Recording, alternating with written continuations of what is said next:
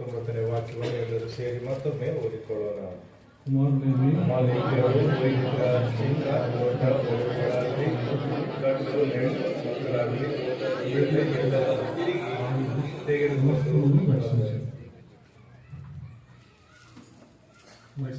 వాక్య భాగాన్ని ప్రభు మన మీద దీక్షినాక ప్రార్థన చేస్తాం. ನಮ್ಮ ಮೇಲಿಗಾಗಿ ಕರ್ತನ ದೀವಿಸುವಂತೆ ನಾವು ಪ್ರಾರ್ಥನೆ ಮಾಡಿಕೊಳ್ಳೋಣ.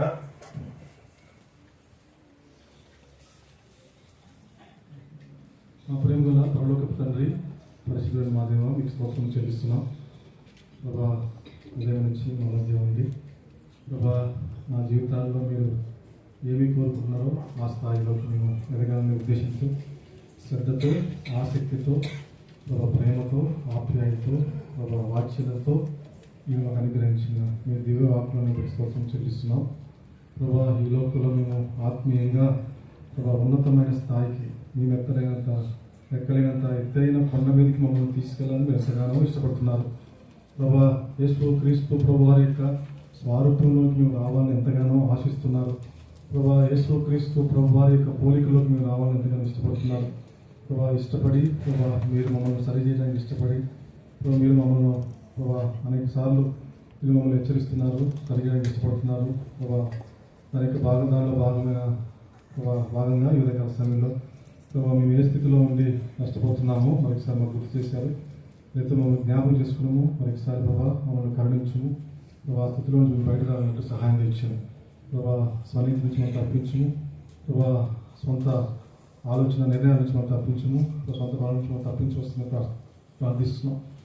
అప్పుడు ఏస్తు విశ్వాసం ఈ లోకంలో జీవించినప్పుడు నా అంతటి నేను ఏమీ చేయలేని అన్నాడు.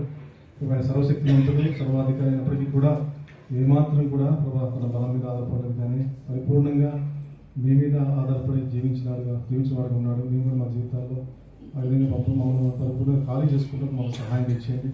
ప్రభా, ఎంతమంది అవమానపరిచినప్పటికీ, గాయపరిచినప్పటికీ కూడా ఏమాత్రం కూడా ప్రభా ఎదురు ప్రశ్నించలేదు, వారిని మళ్ళీ అవమానపరచలేదు. కానీ ప్రభా క్షమాపణ, నిరీక్షాంతం, ఓర్పును తెలియని వాడుగా ఉన్నాడు. మా జీవితంలో నేర్చుకుంటూ మాకు సహాయం తెచ్చి వస్తుంది ప్రార్థిస్తున్నాం.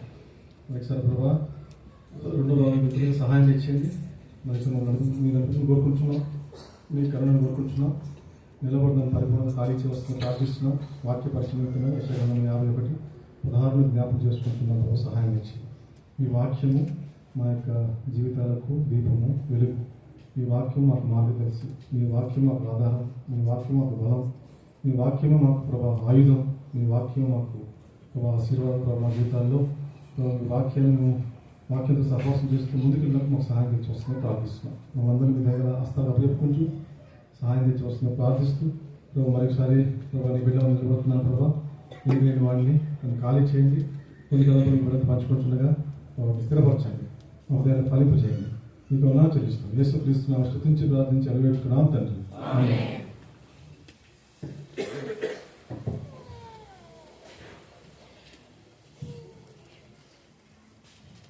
ఉద్దేశము యేసుక్రీస్తు వారిలో మనం అనేకమైన ఆత్మీయ విషయాలను సమకూర్చుకోవాలని ఎంతగా ಇಷ್ಟಪಡುತ್ತಾರೆ. ನಾವು ಕರ್ತನಾದ ಯೇಸು ಕ್ರಿಸ್ತನಲ್ಲಿ ನಾವು ಕಳೆದುಕೊಂಡ ಆತ್ಮೀಯ ವಿಷಯಗಳನ್ನು ತಿರುಗಿ ಸಂಪಾದಿಸಬೇಕೆಂದುಕೊಂಡು ದೇವರು ಉದ್ದೇಶಿಸುತ್ತಾ ಇದ್ದಾನೆ. ಎಫೆಸದವರಿಗೆ ಬರೆದ ಪತ್ರಿಕೆ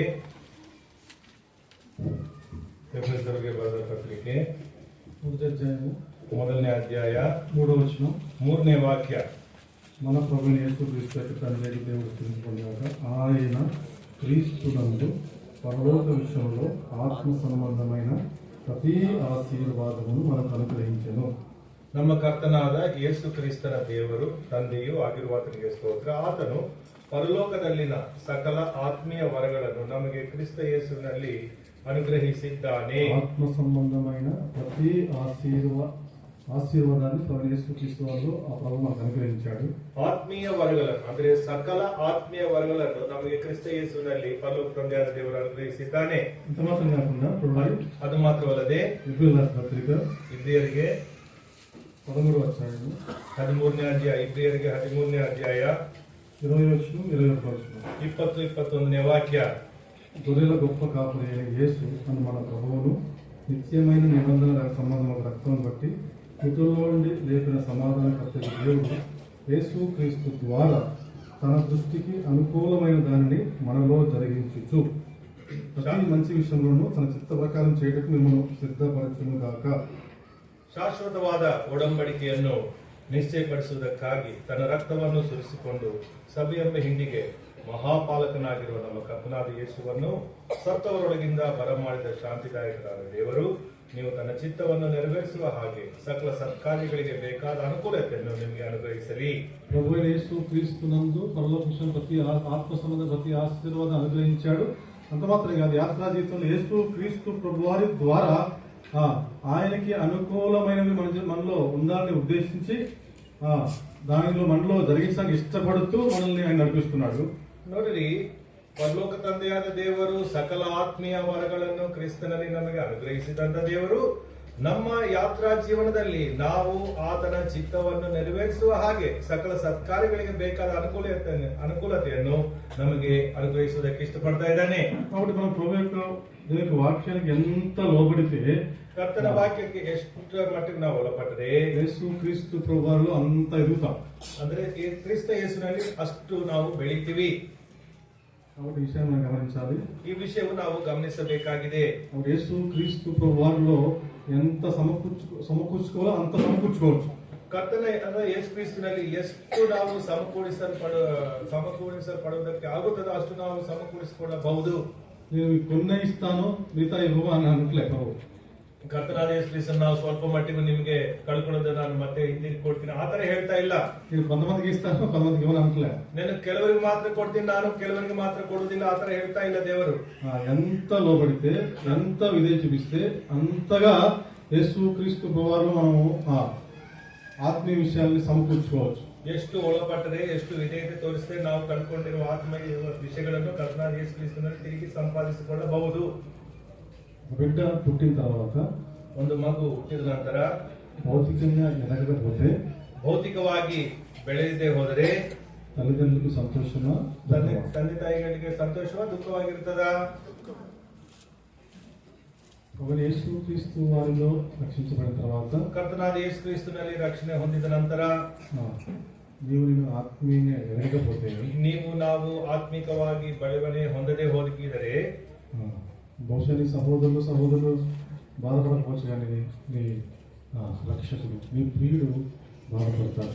ಒಂದು ವೇಳೆ ನಾವು ಆತ್ಮಿಕವಾಗಿ ಬೆಳವಣಿಗೆ ಹೊಂದದೆ ಹೋದರೆ ನಮ್ಮ ಸಹೋದರರಿಗೆ ಅಷ್ಟು ಅಳು ಬರುವುದಾದ್ರೆ ಹೋಗಬಹುದು. ಆದ್ರೆ ನಮ್ಮ ಸೃಷ್ಟಿಸಿದ ಕರ್ತನಾದ ಯೇಸು ಕ್ರಿಸ್ತನು ಎಷ್ಟೋ ಬಾಧೆಯನ್ನು ಅನುಭವಿಸುವಂತವರಾಗಿದ್ದಾರೆ. ఉండవలసిన స్థాయిలో సమకూర్చుకోవలసిన విషయాల్ని సమకూర్చుకోకపోవడం వల్ల కొద్ది సంగతి గురించి అపోస్తలుడు పౌలు చూడండి ఏమని రాస్తున్నాడు.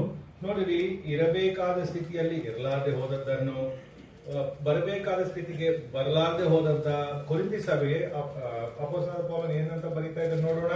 ಕೊರಿಂಥಿಯರಿಗೆ ರಾಸಿದ 2ನೇ ಪತ್ರಿಕೆ, 2ನೇ ಕೊರಿಂಥದವರಿಗೆ ಬರೆದ 2ನೇ ಪತ್ರಿಕೆ 12ನೇ ಅಧ್ಯಾಯ 2ನೇ ಕೊರಿಂಥ 12ನೇ ಅಧ್ಯಾಯ, 2 Corinthians chapter 12 19వ వచనం, 20వ వచనం, 21వ వచనం, 19, 20, 21ನೇ వాక్య.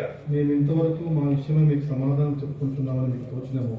దేవుని ఎదుటనే క్రీస్తునందు మాట్లాడుతున్నాము. ప్రియులారా, మీ క్షేమాభివృద్ధి కొరకు ఇవన్నీ చెప్పుచున్నాము. ఎందుకనగా ఒకవేళ నేను వచ్చినప్పుడు మీరు నాకు ఇష్టలుగా ఉండలేమనియు, నేను మీకు ఇష్టలుగా ఉండలేమనియు, ఒకవేళ కలహమును, అసూయయు, క్రోధములను, కక్షలను, కొండములను, గుసగుసలాటలను, ఉప్పములను, అల్లలను ఉండినేమో అనియు, నేను మరలా వచ్చినప్పుడు నా దేవుడు మీ మధ్య నన్ను చిన్నబుచ్చునేమో అనియు, మునుపు పాపం చేసి తాను జరిగించిన అపవిత్రత, జారత్వము, పోకిరీ చేస్తున్న నిమిత్తము మారు మనసు పొందని అనేకులను గురించి దుఃఖపడవలసి వచ్చినేమో అని భయపడుచున్నాను. 2ನೇ ಕೊರಿಂಥ 12ನೇ ಅಧ್ಯಾಯ 19, 20, 21ನೇ ವಾಕ್ಯ. ಕೊರಿಂಥಿ ಸಭೆಗೋಸ್ಕರ ಕರ್ತನಾದ ಪೌಲನು ಹೇಳುವುದೇನೆಂದರೆ, ನಾವು ಇಷ್ಟು ಹೊತ್ತು ನಿಮ್ಮ ಮುಂದೆ ಪ್ರತಿವಾದ ಮಾಡುವವರೆಂದು ಎನಿಸುತ್ತೀರೋ? ನಿಮ್ಮ ಮುಂದೆ ಎಲ್ಲ ದೇವರ ಸನ್ನಿಧಾನದಲ್ಲಿಯೇ ನಾವು ಕ್ರಿಸ್ತನಲ್ಲಿದ್ದು ಮಾತಾಡುವವರಾಗಿದ್ದೇವೆ. ಪ್ರಿಯರೇ, ನಾವು ಮಾತನಾಡುವುದೆಲ್ಲ ನಿಮ್ಮ ಭಕ್ತಿ ವೃದ್ಧಿಗೋಸ್ಕರವೇ ಆಗಿದೆ. ನಾನು ಬಂದಾಗ ಒಂದು ವೇಳೆ ನೀವು ನನ್ನ ಇಷ್ಟ ಪ್ರಕಾರ ಇರುವುದಿಲ್ಲವೇನೋ, ನಾನು ನಿಮ್ಮ ಇಷ್ಟದ ಪ್ರಕಾರ ತೋರುವುದಿಲ್ಲವೇನೋ, ಒಂದು ವೇಳೆ ನಿಮ್ಮಲ್ಲಿ ಜಗಳ, ಹೊಟ್ಟೆ ಕಿಚ್ಚು, ದ್ವೇಷ, ಸ್ವಾರ್ಥ ಬುದ್ಧಿ, ಚಾಡಿ ಹೇಳುವುದು, ಕಿವಿಯುವುದು, ಉಬ್ಬಿಕೊಳ್ಳುವುದು, ಕಲಹ ಎಬ್ಬಿಸುವುದು ಇವುಗಳು ಕಾಣಬರುವುದೋ ಏನೋ ಎಂದು ಸಂಶಯ ಉಂಟು. ನಾನು ತಿರುಗಿ ಬಂದಾಗ ನನ್ನ ದೇವರು ನಿಮ್ಮ ವಿಷಯದಲ್ಲಿ ನನ್ನನ್ನು ನಾಚಿಕೆಗೆ ಗುರಿ ಮಾಡನೆಂತಲೂ ಪೂರ್ವದಲ್ಲಿ ಬಂಡತನ, ಹಾದರತನ, ಪೋಖ್ರಿತನಗಳನ್ನು ನಡೆಸಿ ಪಶ್ಚಾತ್ತಾಪ ಪಡೆದಿರುವ ಅನೇಕರ ವಿಷಯವಾಗಿ ನಾನು ದುಃಖ ಪಡಬೇಕಾದೀತೆ ಅಂತಲೂ ನನಗೆ ಭಯ ಉಂಟು. కాబట్టి మన ప్రభు మన విషయమై ఎంత భారాన్ని ఎంత బాధ్యతను కలిగి ఉన్నాడో ఒకసారి మనం గుర్తించగలగాలి. ನೋಡ್ರಿ, ನಮ್ಮ ಕರ್ತನು ನಮ್ಮ ವಿಷಯವಾಗಿ ಎಷ್ಟು ಭಾರವನ್ನು, ಎಷ್ಟು ಬಾಧ್ಯತೆಯನ್ನು ಹೊಂದಿರುವವನಾಗಿದ್ದಾನೋ ನಾವಿಲ್ಲಿ ನೋಡಬಹುದು. ఆయన స్వారూప్యం పుట్టిన మనము ఆయన యొక్క పోలికను మనము విసర్జించి మన ఇష్టానుసారంగా జీవించినప్పుడు సైతము ఆయన మనం ప్రేమించి ఈ లోకానికి వచ్చి తన రక్తాన్ని చిందించి మన యాత్ర జీవితంలో మనల్ని తిరిగి ఆయన పోలికను మార్చుకోవడానికి ఎంతగా ప్రయత్నం చేస్తున్నాడు ఒకసారి మనం గమనించాలి. ನೋಡ್ರಿ, ನಮ್ಮನ್ನು ಉಂಟು ಮಾಡಿದ ದೇವರು ನಮ್ಮನ್ನು ನಾವು ಆತನಿಂದ ದೂರ ಹೋಗಿದಾಗ ನಮ್ಮನ್ನು ತಿರುಗಿ ಆರಿಸಿಕೊಳ್ಳುವುದಕ್ಕೆ ಆತನ ಈ ಲೋಕಕ್ಕೆ ಬಂದು ತನ್ನ ಸ್ವರೂಪವನ್ನು ಕಳ್ಕೊಂಡು ಪ್ರಾಯಶ್ಚಿತ್ತ ಮಾಡಿ ಹೂಣಲ್ಪಟ್ಟು 3 ದಿವಸ ಎದ್ದು ಬಂದು ತಿರುಗಿ ಮತ್ತೆ ನಮ್ಮನ್ನು ಸಂಪಾದಿಸಿಕೊಂಡು ತಿರುಗಿ ನಾವು ಕಳ್ಕೊಂಡಿರುವ ಆತನ ಹೋಲಿಕೆಯಲ್ಲಿ ನಮ್ಮನ್ನು ಕರೆತರಬೇಕೆಂದು ಎಷ್ಟು ಕೆಲಸ ಮಾಡಬೇಕಾಗ್ತಾ ಇದೆ. ఒక వ్యక్తి ఆధ్యాత్మికంగా ఎదిగిన తర్వాత ఒక వ్యక్తి ఆధ్యాత్మిక ఎదగకపోతే ఆ ఎదిగిన ఆధ్యాత్మిక వ్యక్తిని బట్టి ఆయన సంతోషించాడు. ఎదగకుండా మిగిలిపోయిన చిన్నవాడిగా ఉండిపోయిన వ్యక్తిని గురించి ప్రభు ఎంతగానో ಬಾಧಪಡ್ತಾಳೆ. ಒಂದು ವೇಳೆ ಇಬ್ಬರಲ್ಲಿ ಒಬ್ಬರು ಆತ್ಮಿಕವಾಗಿ ಬೆಳವಣಿಗೆ ಹೊಂದಿರುವವರು, ಇನ್ನೊಬ್ಬರು ಆತ್ಮಿಕವಾದ ಬೆಳವಣಿಗೆ ರೀತಿಯಲ್ಲಿ ಬೆಳೆಯಬೇಕಾದ ರೀತಿಯಲ್ಲಿ ಬೆಳೆಯದೇ ಇರುವವರು ಇದ್ದಾರೆ ಅನ್ಕೊಳ್ಳಿ. ಆ ಇಬ್ಬರಲ್ಲಿ ಮೊದಲನೇ ವ್ಯಕ್ತಿ ಕುರಿತು ಕರ್ತನಾದ ಯೇಸು ಕ್ರಿಸ್ತನು ಸಂತೋಷ ಪಡೋದಕ್ಕಿಂತಲೂ ಎರಡನೇ ವ್ಯಕ್ತಿ ಇನ್ನೂ ಆತ್ಮಿಕವಾಗಿ ಬೆಳೆದೇ ಹೋದಾನೋ ಎಂಬುದಾಗಿ ಆತನ ಕುರಿತು ದುಃಖ ಪಡುವವನಾಗಿದ್ದಾನೆ. సహవాసం భక్సింగ్ అనేక పితరులు అనేక మంది ఆధ్యాత్మికంగా ఎదిగిన వారి గురించి ప్రభు ఎంతగానో సంతోషిస్తాడు వాస్తవం. కానీ అదే దర్శనంలో, అదే సహవాసంలో, అదే పద్ధతిలో కొనసాగించబడుతూ అదే ఆధ్యాత్మిక స్థాయిలో ఎదగకుండా అలానే ఉండిపోతున్న వారి గురించి ప్రభు ఎంతగా బాధపడుతున్నాడు ఒకసారి ఆలోచించాలి.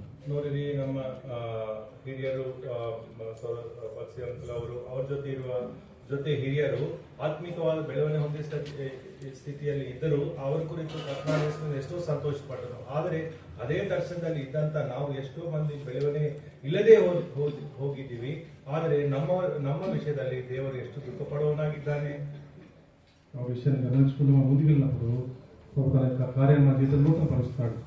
ಈ ವಿಷಯವನ್ನು ಅಂದ್ರೆ ನಾವು ಆತ್ಮಿಕವಾಗಿ ಬೆಳವಣಿಗೆ ಇಲ್ಲದೆ ಇದ್ದಂತ ಸ್ಥಿತಿಯಲ್ಲಿ ಇದ್ದೀವಿ ಎಂಬುದಾಗಿ ನಾವು ಬಾಧೆ ಪಟ್ಟು ಮನಸ್ತಾಪ ಪಟ್ಟು ಇರುವಾಗ ದೇವರು ನಮ್ಮನ್ನು ಕ್ರಮಪಡಿಸುವುದಕ್ಕೆ ಸರಿಪಡಿಸುವುದಕ್ಕೆ ಇಷ್ಟಪಡುವವನಾಗಿದ್ದಾನೆ. మన ధ్యానం రెండవ భాగం వచ్చినట్లయితే ನಮ್ಮ ಧ್ಯಾನದಲ್ಲಿ ಎರಡನೇ ಭಾಗಕ್ಕೆ ನಾವು ಬರುವುದಾದರೆ ರೀಸನ್ ಫಾರ್ ಲಾಸ್ ಗಮನಿಂಚಾం. ಮೊದಲನೇದು ನಾವು ಕಲ್ಕೊಂಡಿರುವ ಕಾರಣ ಏನು, ನಮ್ಮ ನಷ್ಟం, ನಾವು ನಷ್ಟ ಹೊಂದಿದಕ್ಕೆ ಕಾರಣವೇನು ನೋಡಿದೀವಿ. ఆత్మీయమైన గుడ్డితనం ఉండటం వలన, ಆತ್ಮಿಕವಾದ ಕುರುತನ ಇರೋದ್ರಿಂದ ಸ್ವನೀತಿని గుర్తించము, ಸ್ವನೀತಿ ನಾವು ಗುರುತಿಸಲಾರದೆ ಹೋಗಿದ್ದೀವಿ. ಸ್ವಬಲಾన్ని కలిగి ఉంటాము, ನಾವು ಸ್ವಶಕ್ತಿ ಮೇಲೆ ಆಧಾರ ಪಡುವವರಾಗಿ ಸ್ವಂತ ನಿರ್ಣಯಾలు తీసుకుంటూ ఉంటాము, ಸ್ವಂತ ನಿರ್ಣಯಗಳು ನಮ್ಮ ಇಷ್ಟ ಬಂದ ಹಾಗೆ ನಮ್ಮ ನಿರ್ಣಯ ತೆಗೆದುಕೊಳ್ತೀವಿ. ಆ ವಿಧంగా ಆಧ್ಯಾತ್ಮಿಕ ಗುಡ್ಡಿತనం ఉండటం వలన, ಆ ರೀತಿಯಾಗಿ ಆತ್ಮಿಕವಾದ ಕುರುತನ ನಾವಿರುವುದ ಕಾರಣ ಏನೇನು ನಷ್ಟపోతామೋ ಆ ವಿಷಯ మనం ಗಮನಿಸಬೇಕು. ಏನೇನು ನಷ್ಟ ಹೋಗ್ತೀವೋ ಈಗ ನಾವು ನೋಡ್ಕೊಳ್ಳೋದು ಎರಡನೇ ಭಾಗದಲ್ಲಿ. ರಿಸಲ್ಟ್ ಆಫ್ ಲಾಸ್ ಅಂದ್ರೆ ನಾವು ಕಳೆದುಕೊಳ್ಳೋದಕ್ಕೆ ನಷ್ಟ ಎಂತದು, ಆಧ್ಯಾತ್ಮಿಕమైన నష్టం జరిగిన ఫలితం ఏంటో చూద్దాం. ಆತ್ಮಿಕವಾದ ನಷ್ಟ ಕಾರಣ ನಾವು ಹೊಂದಿರುವ ಫಲಿತಾಂಶ, ನಾವು ಹೊಂದಿರುವಂತ ಫಲ ಏನು. 30వ అధ్యాయము మొదటి సమూయేలు 30 ಮೊದಲನೇ ಸಮೂಯೇಲ 30ನೇ ಅಧ್ಯಾಯ. 30వ అధ్యాయము ಮೊದಲನೇ ಸಮೂಯೇಲ 30ನೇ ಅಧ್ಯಾಯ మొదటి వచనము, ಮೊದಲನೇ ವಾಕ್ಯ, రెండవ వచనం. ಎರಡನೇ ವಾಕ್ಯ. దావీదును అతని జనులను 3వ దినమందు సిక్లగు వచ్చిరి. అంతలో అమాలేకులు దండెత్తి దక్షిణ దేశం మీదను సిక్లగు మీదను పడి కొట్టి దాన్ని తగలబెట్టి గనులేమి అల్పులేమి అందులో ఉన్న ఆడవారినందరినీ చెరపట్టుకుని సంపక వారిని తీసుకుని వెళ్లిపోయి ఉండిరి.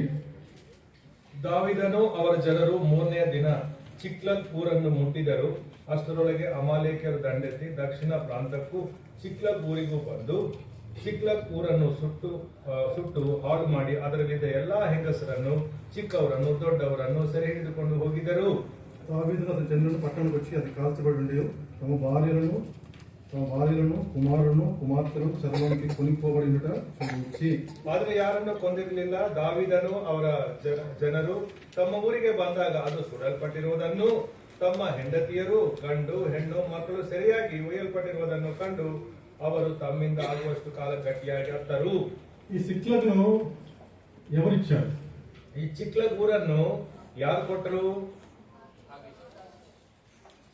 దేవుడు ఇచ్చాడా? ఆకీష్ ఇచ్చాడా? ಯಾರು ಕೊಟ್ಟರು? ದೇವರು ಅನುಗ್ರಹಿಸಿದ್ದಾನ, ಇಲ್ಲಾಂದ್ರೆ ಆಕೀಶನ ಅನುಗ್ರಹಿಸಿದ್ದಾನ? ఇక్కడ ఆకీష్ ఇచ్చాడు, వాస్తవం ఎవరు ఇచ్చారు? ಇಲ್ಲಿ ಆಕೀಶನ್ ಕೊಟ್ಟನು. ಆದ್ರೆ ವಾಸ್ತವವಾಗಿ ಯಾರು ಕೊಟ್ಟರು? యెహోషువ గ్రంథము ಯೆಹೋಶುವ ಗ್ರಂಥ 19వ అధ్యాయం. ಯೆಹೋಶುವ ಗ್ರಂಥ 19ನೇ ಅಧ್ಯಾಯ 19వ అధ్యాయము 19ನೇ అధ్యాయ మొదటి వచనం నుంచి. ಮೊದಲನೇ ವಾಕ್ಯದಿಂದ రెండవ వంతు చీటి సిమ్యోను పక్షంగా అనగా వారి వంశం చొప్పున సిమ్యోను గోత్ర పక్షంగా వచ్చెను. వారి స్వాస్థ్యము యూదా వంశస్థుల స్వాస్థ్యం మధ్య ఉండను. వారికి కలిగిన స్వాస్థ్యం ఏదనగా బెయేర్షెబ, షెబ, మోలాద, అజర్షువలు, బాల, ఎజెము, ఎల్తోలదు, ಬೇತೂಲು, ಹೋರ್ಮ, ಸಿಕ್ಲಗು. ಇಲ್ಲಿ ನೋಡ್ರಿ 19ನೇ ಅಧ್ಯಾಯ ಯೆಹೋಶುವ ಗ್ರಂಥ 1ನೇ ವಾಕ್ಯದಿಂದ 5ನೇ ವಾಕ್ಯ ತನಕ ನಾವು ನೋಡುವುದಾದ್ರೆ, ಚೀಟು 2ನೇ ಸಾರಿ ಸಿಮೆಯೋನ್ ಕುಲದವರಿಗೆ ಬಿದ್ದಿತ್ತು. ಸಿಮೆಯೋನ್ ಕುಲದ ಗೋತ್ರಗಳ ಸ್ವಾಸ್ಥ್ಯವು ಯಹೂದ ಕುಲದವರ ಸ್ವಾಸ್ಥ್ಯದ ಮಧ್ಯದಲ್ಲಿತ್ತು. ಅದರ ಊರುಗಳು ಯಾವುವೆಂದರೆ ಬೇರ್ಷೆಬ, ಶೆಬ, ಮೋಲಾದ, ಹಜರ್ಷುವಾಲ್, ಬಾಲ್, ಎಚಿಮ್, ಎಲ್ತೋಲತ್, ಬೇತೂಲ್, ಹೋರ್ಮ, ಚಿಕ್ಲಗ್. కాబట్టి యెహోషువ నాయకత్వంలో వారు ఆ యొక్క దేశాలను ఆ యొక్క స్థలాలను జయించిన తర్వాత వారికి ఇవ్వబడిన స్వాస్థ్యాల్లో ఒక భాగము సిక్లగు. ನೋಡಿರಿ, ಯೆಹೋಶುವನು ಅವ್ರ ಜೊತೆ ಇರುವಂತ ಇಸ್ರಾಯೇಲ್ಯರು ಕನಾನ್ ಪ್ರಾಂತವನ್ನು ಜಯಿಸಿದಾಗ, ಆ ಪ್ರಾಂತವನ್ನು ಸ್ವಾಸ್ಥ್ಯವಾಗಿ ಪಡೆದುಕೊಂಡಿದ್ದಾಗ, ಚೀಟು ಹಾಕಿ ಸ್ವಾಸ್ಥ್ಯವನ್ನು ಹಂಚಿದ ಸಮಯದಲ್ಲಿ ಸಿಮಿಯೋನ್ ಕುಲಕ್ಕೆ ಬಂದ ಸ್ವಾಸ್ಥ್ಯದಲ್ಲಿ ಇದ್ದಂತ ಊರಿದು. యెహోవా ఇచ్చిన స్వాస్థ్యాన్ని యెహోవానే కాపాడగలడు. ಯೆಹೋವನು ಕೊಟ್ಟಂತ ಸ್ವಾಸ್ಥ್ಯವನ್ನು ಯೆಹೋವನೇ ಕಾಪಾಡಬಲ್ಲನು. ఏమంటున్నాడంటే దావీదు సిక్లగు నిన్ను కాపాడుకోగలను అనుకున్నాడు. ಚಿಕ್ಲಗನು ನಾನು ಕಾಪಾಡಿಕೊಳ್ಳಬಲ್ಲನು ಅಂತ ದಾವೀದನು ಅನ್ಕೊಂಡನು. సిక్లగు నేను ప్రాకారంగా ఉండగలను అనుకున్నాడు. ಚಿಕ್ಲಕ್ಕೆ ನಾನು ಪ್ರಾಕಾರವಾಗಿರ್ತೀನಿ ಅಂತ ಅನ್ಕೊಂಡನು. అదే స్వబలం, ಅದೇ ಸ್ವಭಾವ. జరిగిందేంటి? ಆದ್ರೆ ನಡೆದಿರೋದು ಏನು? 30వ అధ్యాయం సరిగా ఏమైంది?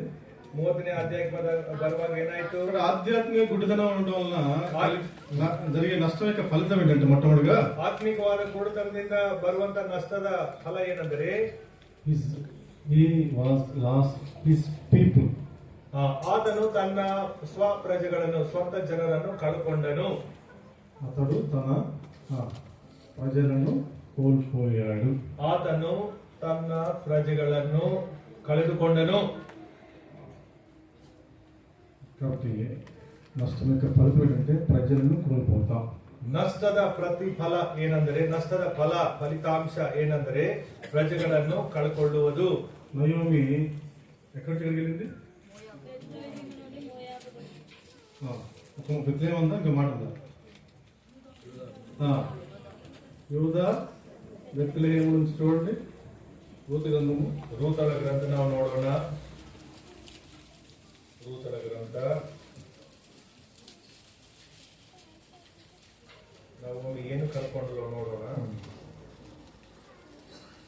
మొదటి అధ్యాయము. ರೂತಳ ಗ್ರಂಥ న్యాయాధిపతులు 7 దినములందు దేశంలో కరువు కలగగా యూదా బెత్లెహేము నుండి ఒక మనుష్యుడు తన భార్యను తన ఇద్దరు కుమారులను వెంట పెట్టుకుని మోయాబు దేశంలో కాపురం ఉండకు వెళ్ళాను. ఏం జరిగిన నష్టం ఏంటంటే, షీ లాస్ హర్ పీపుల్. ಈ ನವೋಮಿ ప్రజలను నష్టపోయింది. ನವೋಮಿ ಯಹೂದ ಪ್ರಾಂತದ ಬೆತ್ಲೆಹೇಮಿನಿಂದ ಆಚೆಗೆ ಅಂದ್ರೆ ಮೋವಾಗ್ ಹೋದಾಗ ತಾನು ಕಳ್ಕೊಂಡಿರೋದು ಯಾವ್ದು ಏನು ಅಂದ್ರೆ ತನ್ನ ಸ್ವಂತ ಜನರನ್ನು ಕಳ್ಕೊಂಡ್ಲು. యూదా అంటే ಯಹೂದ ಅಂದ್ರೆ బెత్లెహేమ్ అంటే ಸ್ತುತಿ. రొట్టెల కథ వచ్చింది. ಬೆತ್ಲೆಹೇಮೆ ಅಂದ್ರೆ ರೊಟ್ಟೆಯ ಮನೆ. ರೊಟ್ಟೆಯ ಮನೆಯಲ್ಲಿ ಬರಗಾಲ ಬಂತೆ. రొట్టెల కరువు వచ్చినప్పుడు నిలబడిందా వెళ్ళిందా? ಬೆತ್ಲೆಹೇಮಿನಲ್ಲಿ ಅಂದ್ರೆ ರೊಟ್ಟೆಯ ಮನೆಯಲ್ಲಿ ಬರ ಬಂದಾಗ ಅವರು ಆಚೆ ಹೋದರು. ಎಲ್ಲಿಗೆ ಹೋದರು ಅಂದ್ರೆ ಮೋಯಾಬಿಗೆ ಹೋದರು. ఇప్పుడు మొట్టమొదటిగా మనం స్పిరిచువల్ బ్లైండ్నెస్ లో ఆధ్యాత్మిక గుడితనం ఉంటే ಮೊದಲನೇದಾಗಿ ನಾವು ಆತ್ಮಿಕವಾದ ಕೊಡುತನದಲ್ಲಿ ಇದ್ದರೆ సమస్య వచ్చినప్పుడు ಸಮಸ್ಯೆ ಬಂದಾಗ సమస్య వచ్చినప్పుడు సంతోషించాం సుఖాన్ని వెతుక్కుంటూ వెళ్తాం ಸಮಸ್ಯೆ ಬಂದಾಗ ನಾವು ಅದರಲ್ಲಿ ನಾವು ಸಂತೋಷ ಪಡದೆ ಸುಖವನ್ನು ಎದುರು ನೋಡುತ್ತಾ ನಾವು ಮುಂದೆ అంటే ಹೋಗುವ సమస్యలలో దేవుని స్తుతించడం మర్చిపోతాం ఎక్కడైతే సుఖం దొరుకుతుందో దాని వైపు వెళ్ళడానికి ప్రయత్నం చేస్తాం ಆತ್ಮಿಕವಾದ ಕುರುಡುತನದಲ್ಲಿ ನಾವು ಇದ್ದರೆ ನಾವು ಸಮಸ್ಯೆ ಬರುವಾಗ ದೇವರನ್ನು ಸ್ತುತಿಸುವುದು ನಾವು ಮರೆತು ಎಲ್ಲಿ ಸುಖ ಕಂಡು ಬರ್ತದೋ ಅಲ್ಲಿಗೆ ನಾವು ಓಡಿ ಹೋಗುವವರಾಗಿರ್ತೀವಿ. ఏం కోల్పోతాం? ನಾವು ಏನು ಕಳ್ಕೊಳ್ತೀವಿ? జీవాన్ని కోల్పోతాం. ನಾವು ಜೀವವನ್ನು ಕಳ್ಕೊಳ್ಳುವವರಾಗಿರ್ತೀವಿ. ನಮ್ಮ ಜೀವವನ್ನೇ ఆరాధన ఎలా ఉంటుందంటే భౌతికమైన పరిస్థితులకు ముడిపడి ఉంటుంది. ನೋಡಿದ್ರಿ ನಮ್ಮ ಸಂತೋಷ ಎಲ್ಲಿ ಬಚ್ಚಿಡಲ್ಪಟ್ಟಿದೆ ಅಂದ್ರೆ ನಮ್ಮ ಹೊರೆ ಸ್ಥಿತಿ ಗತಿಗಳ ಮೇಲೆ ನಮ್ಮ ಸಂತೋಷ ಇಡಲ್ಪಟ್ಟಿದೆ. ప్రభు ఇచ్చిన రక్షణ బట్టి ఆనందించాల్సింది పోయి ಕರ್ತನು ಕೊಟ್ಟಿರುವ ರಕ್ಷಣೆ ಕುರಿತು ನಾವು ಆನಂದ ಪಡುವುದು ಬಿಟ್ಟು ప్రభు దొరికాడని ఆనందించాల్సింది పోయి ಕರ್ತನು ನನಗೆ ಸಿಕ್ಕಿದ್ದಾನೆ ಎಂಬ ಆನಂದವನ್ನು ಬಿಟ್ಟು ప్రభు ఎందుకు చేయలేదనే దుఃఖము ప్రభు ఎందుకు చేయలేదనే ప్రశ్న మిమ్మల్ని వెంటాడుతూ ఉంటే ಕರ್ತನು ಏನು ಮಾಡಿಲ್ಲ ಕರ್ತನು ಪರಿಹಾರ ಕೊಟ್ಟಿಲ್ಲ ಎಂಬ ಪ್ರಶ್ನೆ ನಮ್ಮನ್ನು ಹಿಂದಟ್ಟಿ ಬರ್ತಾ ಇದ್ರೆ మనం ఏమవుతామంటే ನಾವೇನಾಗ್ತೀವಿ ಅಂದ್ರೆ జీవం కోల్పోతాం, ಜೀವವನ್ನು ಕಳ್ಕೊಳ್ಳುವವರಾಗಿ నిర్జీవంగా మారిపోతాం, ನಿರ್ಜೀವವುಳ್ಳವರಾಗಿ ಮಾಡ್ತೀವಿ. ಸ್ತುತಿ ಏನ್ ಮಾಡ್ತದೆ? నిన్ను దేవుణ్ణి నీ యొక్క ఆత్మీయ జీవితానికి ప్రాకారంగా ఉంచుతుంది. ನಾವು ದೇವರನ್ನು ಆರಾಧಿಸುವ ಮೂಲಕ ನಮ್ಮ ಆತ್ಮಿಕವಾದ ಜೀವನಕ್ಕೆ ದೇವರು ಒಂದು ಪ್ರಾಕಾರವಾಗಿ ಆಗುವಂತವರಾಗಿರ್ತಾರೆ. అందుకే ఫిలిప్పీల రాసిన పత్రిక ಫಿಲಿಪ್ಪಿದವರಿಗೆ ಬರೆದ ಪತ್ರಿಕೆ ఫిలిప్పీల రాసిన పత్రిక ಫಿಲಿಪ್ಪಿದವರಿಗೆ ಬರೆದ ಪತ್ರಿಕೆ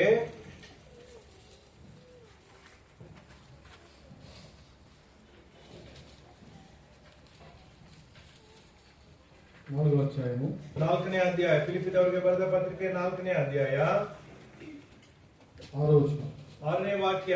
దేనిని గూర్చి చింతపడకుడి గాని ప్రతి విషయంలోనూ ప్రార్థన విజ్ఞాపన కృతజ్ఞతాపూర్వకంగా మీ విన్నపం దేవునికి తెలియజేయండి. అప్పుడు సమస్త జ్ఞానమును మించిన దేవుని సమాధానము యేసుక్రీస్తు వలన మీ హృదయములకు మీ తలంపులకు కావలి ఉండును.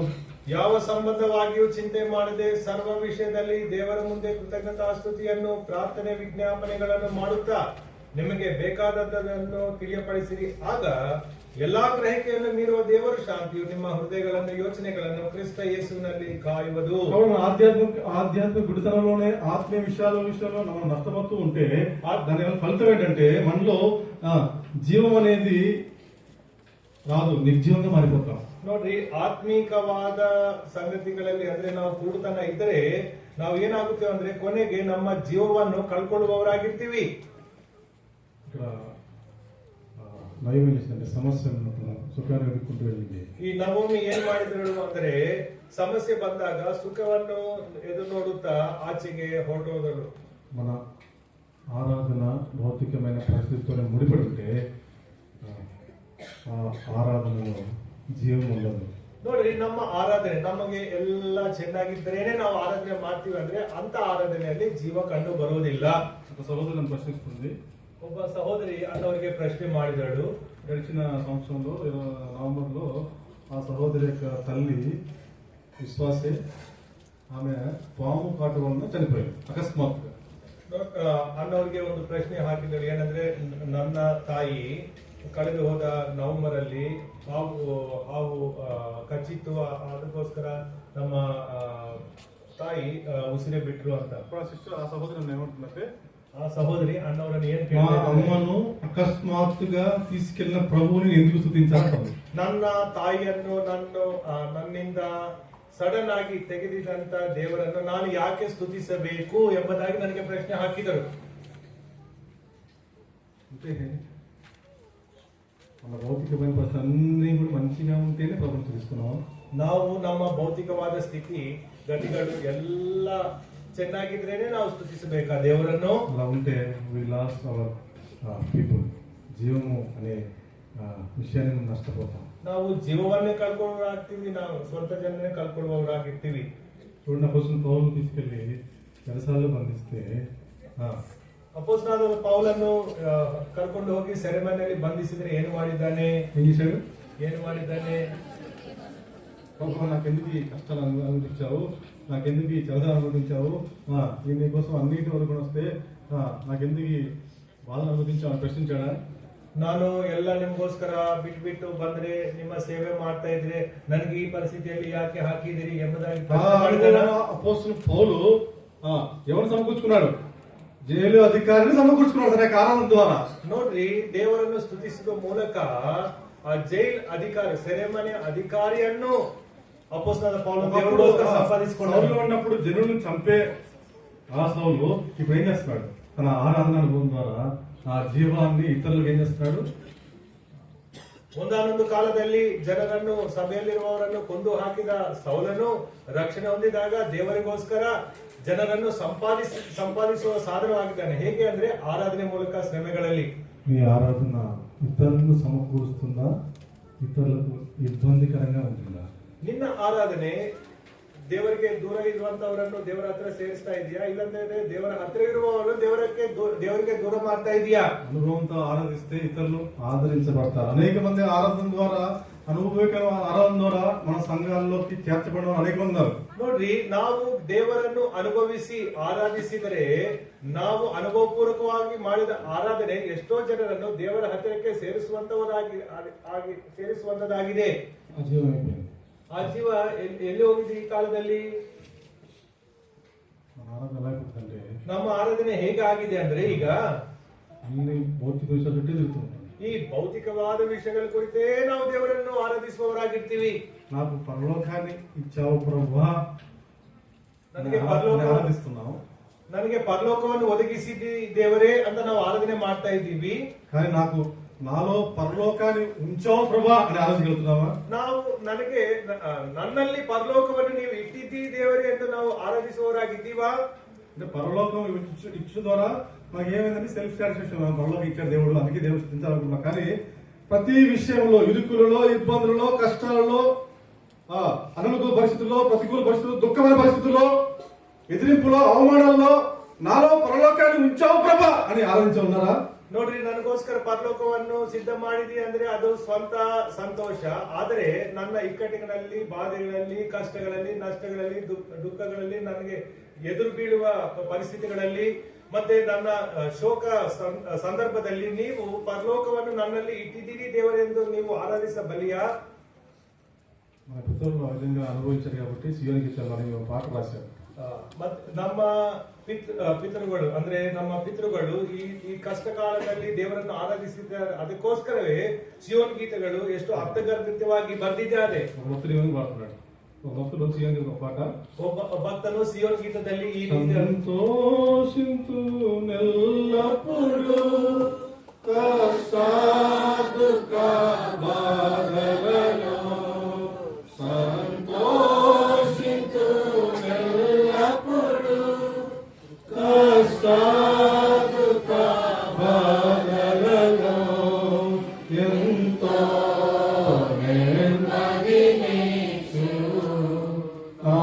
రక్షకుడు యేసు, ఎంతో నెమ్మదినిచ్చు రక్షకుడు యేసు. రుచి చూసి ఎరిగితిని,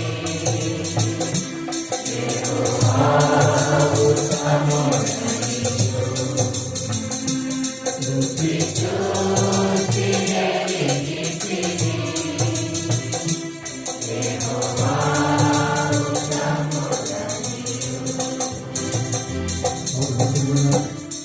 ಸ್ತುತಿವನ ಆರಾಧನಾ ಭೌತಿಕವನ ವಿಷಯಕ್ಕೆ ಮುಡ್ಕೊಂಡು ಆಧ್ಯಾತ್ಮಿಕ ಗುಡಿತಾನು ಉಂಟು.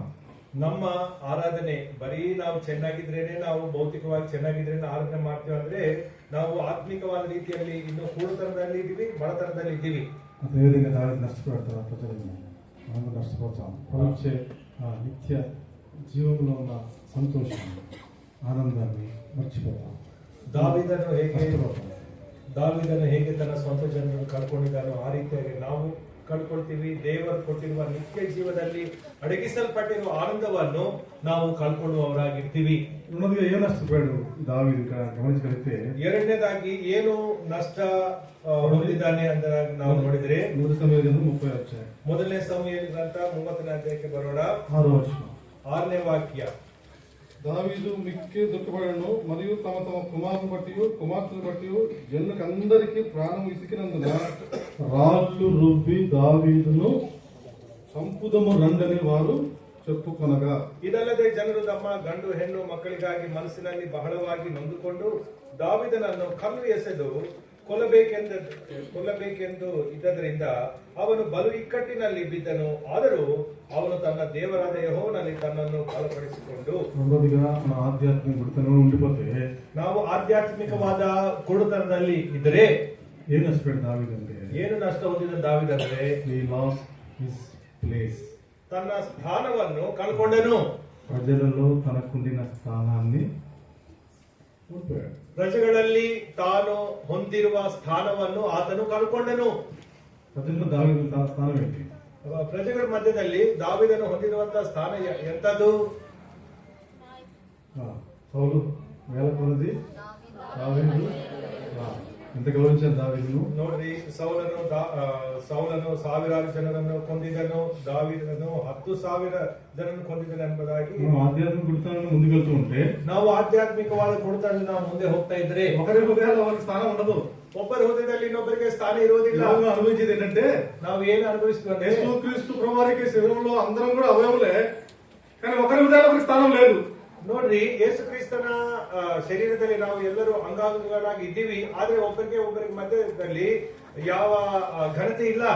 ఆధ్యాత్మిక గుడితనం కొనసాగించబడుతూ ఉంటే ಆಧ್ಯಾತ್ಮಿಕವಾದ ಕೊಡುತ್ತಾರೆ ನಾವು ಮುಂದೆ ಹೋಗ್ತಾ ಇದ್ರೆ అదే అవిధేయత ಅದೇ అసహనము ಇದ್ದಂತ ಅಸಹನದಲ್ಲಿ ಹೋಗ್ತಾ ಇದ್ರೆ ప్రభు యొక్క హృదయాన్ని కూడా స్థానాన్ని కోల్పోతాం. ಕರ್ತನ ಹೃದಯದಲ್ಲಿರುವ ಸ್ಥಾನವನ್ನು ಸಹ ನಾವು దేవుని ప్రజలు 40 సంవత్సరాలు నడిపించిన ఆ దేవుడు ఏమంటున్నాడు?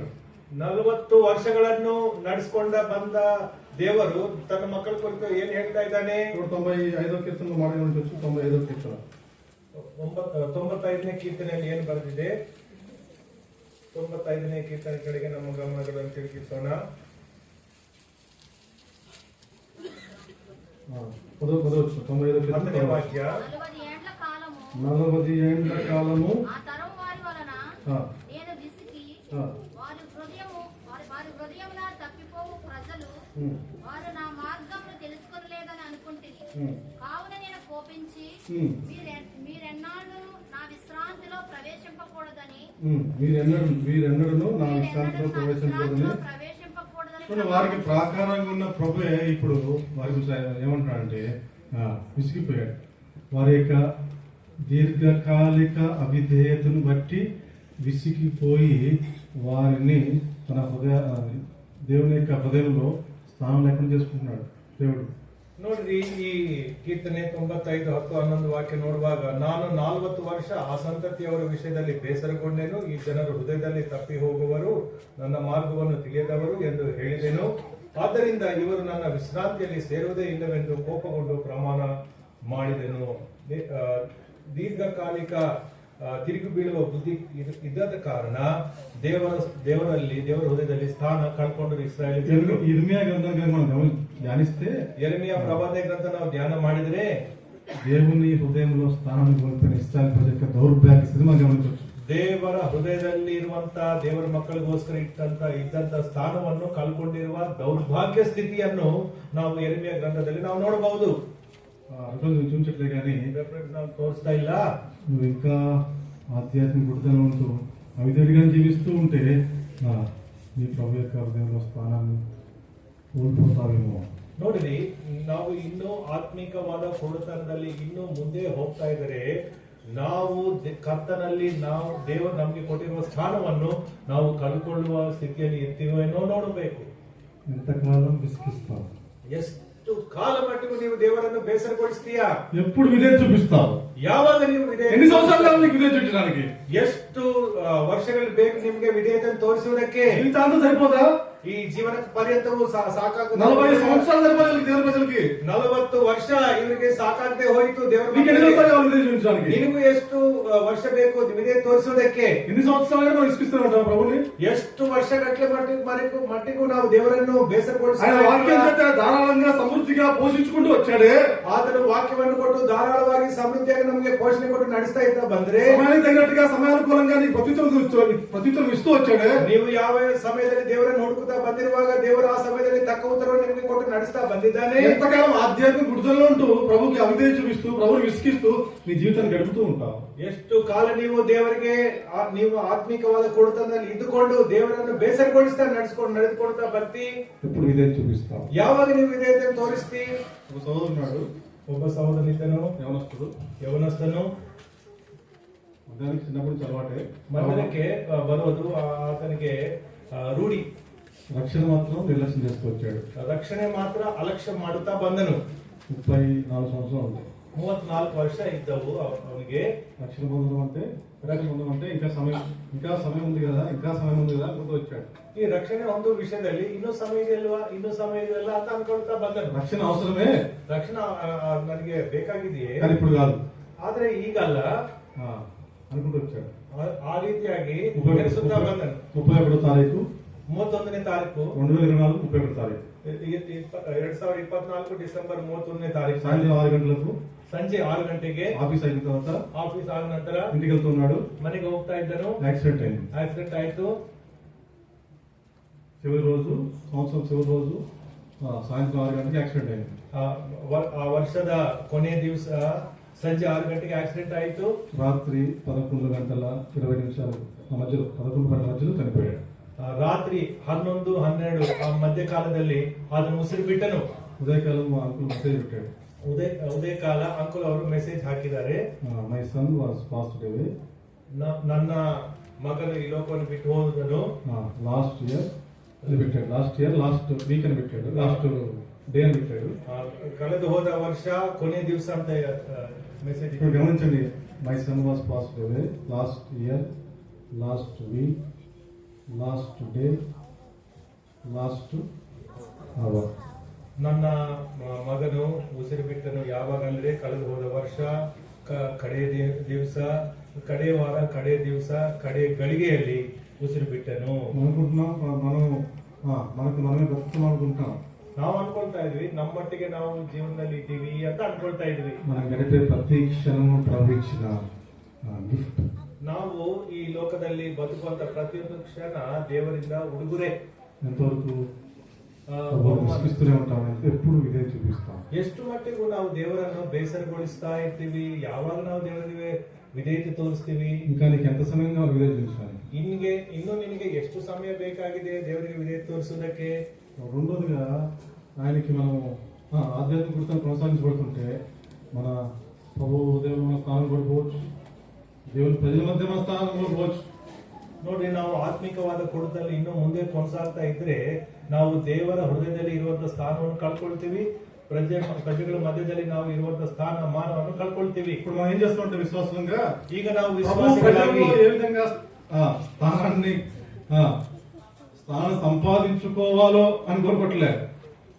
ప్రభు ప్రజల మధ్య ప్రభు ప్రజల యొక్క ఉదయాల్లో ఏ విధంగా ప్లేస్ సంపాదించుకోవాలని కోరుకోవట్లే, మనం పొజిషన్ కోరుకుంటున్నాం.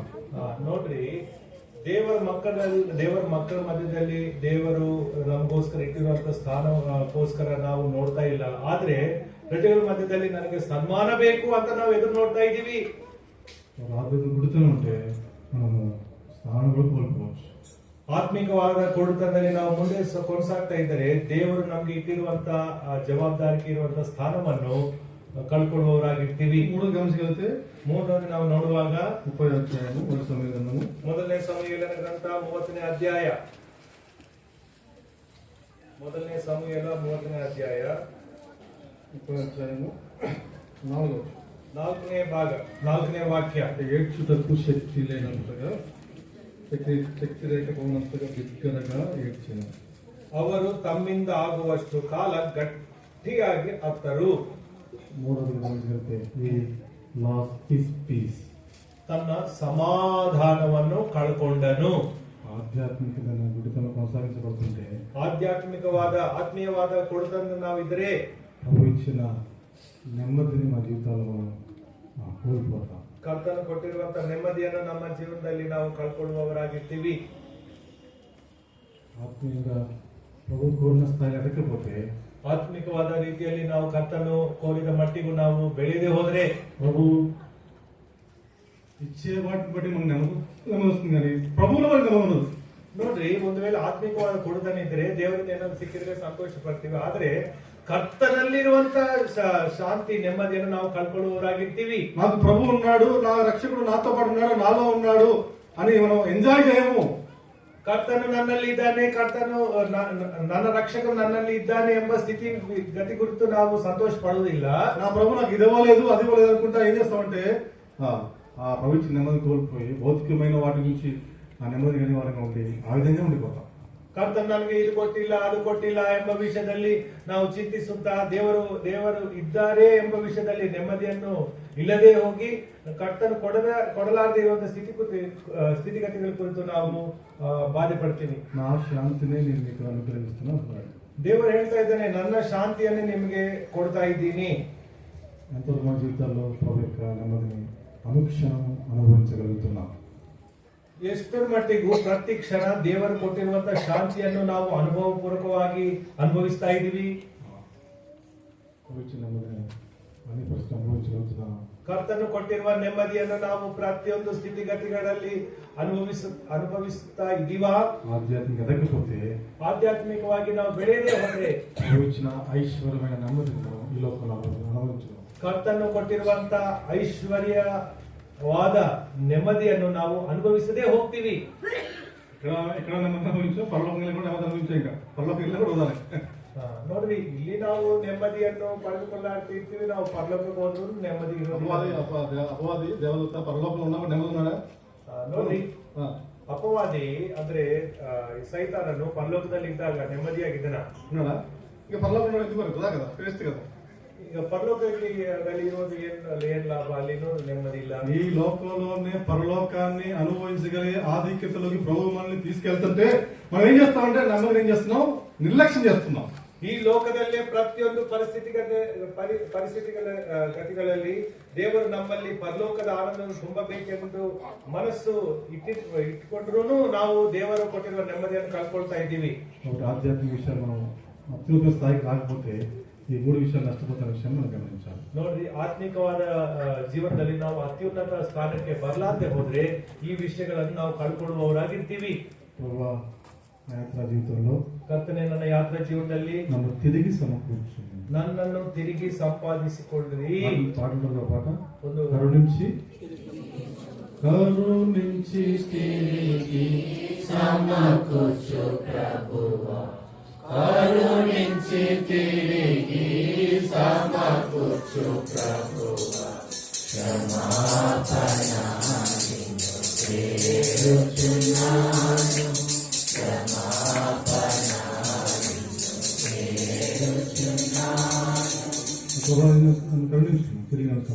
ಕರ್ತನೆ, ನಾನು ಕರುಣಿಸು, ತಿರುಗಿ ನಾನು ಸಮಕೂಡಿಸು. ఎంతో ఉన్నతమైన ఆధ్యాత్మిక స్థితికి రావాల్సిన నేను ಎಷ್ಟೋ ಉನ್ನತವಾದ ಆತ್ಮಿಕ ಸ್ಥಿತಿಗೆ ಬರಬೇಕಾಗಿರುವ ನಾನು నువ్వు కోరిన స్థాయిలో ఎదగలేకపోతున్నాను. అయితే ನೀನು ಕೋರಿದ ಮೇರೆಗೆ ನಾನು ಬೆಳೆಯದೆ ಹೋಗ್ತಾ ಇದ್ದೀನಿ. ಆತ್ಮಿಕವಾದ ವಿಷಯದಲ್ಲಿ ನನ್ನ ಕ್ಷಮಿಸು. నువ్వు నన్ను సమృద్ధిగా పోషిస్తున్నావు, ನೀವು ನನ್ನ ಸಮೃದ್ಧಿಯಾಗಿ ಪೋಷಣೆ ಕೊಡ್ತಾ ಇದ್ದಿ. ఆ పోషణ అనుభవిస్తున్నాను, ಆ ಪೋಷಣೆ ನಾನು ಅನುಭವಿಸ್ತಾ ಇದ್ದೀನಿ. నీవు కోరిన స్థాయిలో ఎదగలేకపోతున్నాను. ಆದ್ರೆ ನೀನು ಕೋರಿದ ಮಟ್ಟಿಗೂ ನಾನು ಬೆಳೆಯದೆ ಹೋಗ್ತಾ ಇದ್ದೀನಿ. ఒకసారి దేవుడి ಸನ್ನಿಧಿಯಲ್ಲಿ ನಾವು ಮೊರೆಯಿಡೋಣಲ್ವೇ? దేవుడు మనల్ని ఉన్నతమైన స్థాయికి తీసుకెళ్ళి ఎంతగానో ఇష్టపడుతున్నాడు. ದೇವರು ನಮ್ಮನ್ನು ಆತ್ಮಿಕವಾದ ಉನ್ನತ ಸ್ಥಿತಿಗೆ ಕರ್ತರಬೇಕೆಂದು ಆತನು ಬಯಸ್ತಾ ಇದ್ದಾನೆ. ಅದೇ మన ఉన్నత స్థాయికి ఎదుగుతూ మనకు సహాయం చేసింది. ಅಂತ ಉನ್ನತ ಸ್ಥಿತಿಗೆ ಬರುವುದಕ್ಕೆ ದೇವರನ್ನು ಪ್ರಾರ್ಥಿಸೋಣ.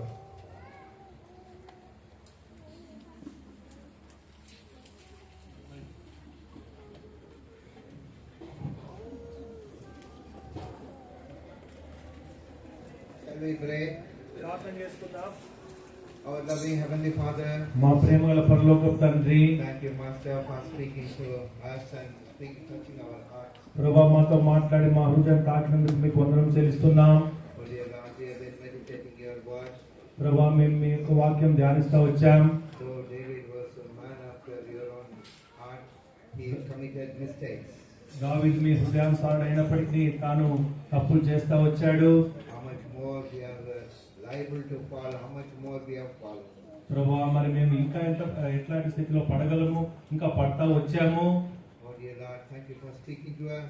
ప్రభువా మాతో మాట్లాడినందుకు మీకు వందనం చెల్లిస్తున్నాం. David lost his position, David lost his people. దావీదు తన స్థానాన్ని కోల్పోయాడు, తన ప్రజలను కోల్పోయాడు. Oh dear Lord, we are also in the same situation.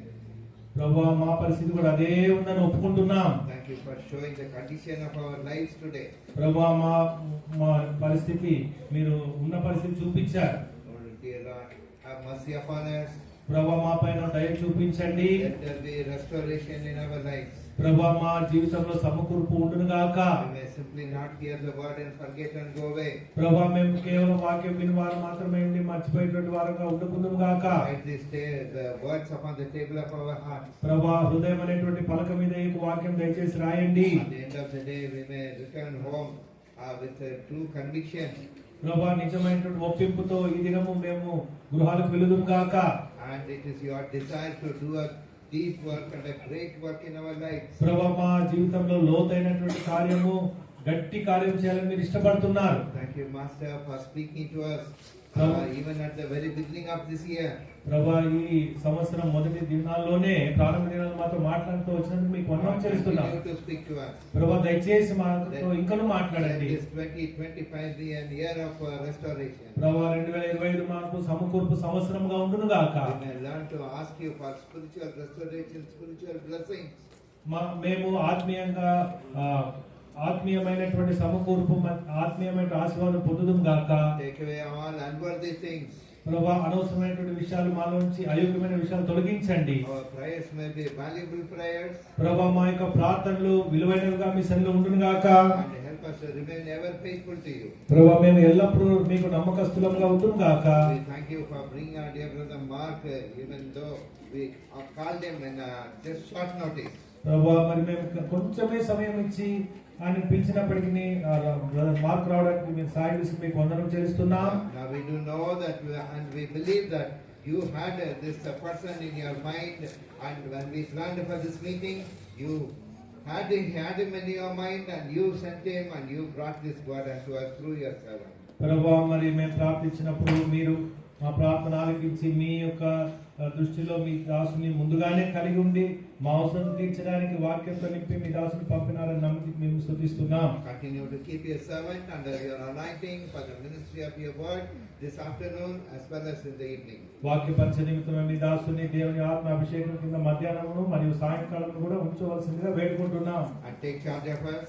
మరి మమ్మల్ని మీ యొక్క సంపూర్ణ స్వాధీనంలో పెట్టుకోనండి. Bless the lunch, bless the remaining time. ప్రభువా మధ్యాహ్న భోజన విరామ సమయాన్ని దీవించండి, ముందున సమయాన్ని దీవించండి. And during even this break that we have, we may not talk of unnecessary things. We may talk of the message. We may talk of how the Spirit of God has convicted us. ఈ విరామ సమయంలో అనవసరమైన మాటలు మాట్లాడుకోకుండా వాక్యం గురించి ధ్యానించి పరిశుద్ధాత్మ దేవుడు మమ్మల్ని ఎట్లా ఒప్పించాడో అవి మాత్రమే మాట్లాడుకోవడానికి మీరే మాకు సహాయం చేయండి. Help us, God, to enjoy your presence. ప్రభువా మీ సన్నిధి మేము ఇంకను అనుభవించడానికి సహాయం చేయండి. We pray with thanksgiving in the precious name of Lord Jesus, our Savior. కృతజ్ఞతాస్తుతులతో ప్రశస్త రక్షకుడైన యేసు ప్రభువును ప్రార్థిస్తున్నాం తండ్రి. ఆమేన్. దయచేసి మన భోజన సమయం అయిపోయిన తర్వాత తిరిగి మనం 3 గంటలకి చేరవస్తాం. ఎవరు